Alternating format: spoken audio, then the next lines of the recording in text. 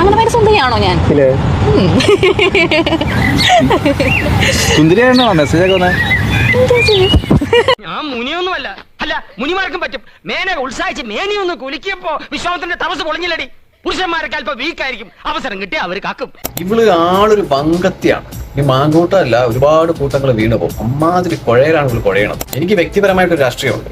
ഇപ്പൊ ഞാൻ ആ രാഷ്ട്രീയത്തിൽ നിന്നുകൊണ്ടല്ല സംസാരിക്കുന്നത്. സാധാരണ എല്ലാ ജനങ്ങൾക്കും ഏതൊരു വിഷയത്തിലും അഭിപ്രായം പറയാനുള്ള അവകാശമുള്ളത് കൊണ്ട് പറയാം. ആരും അത്ര നല്ല ആൾക്കാരൊന്നുമല്ല.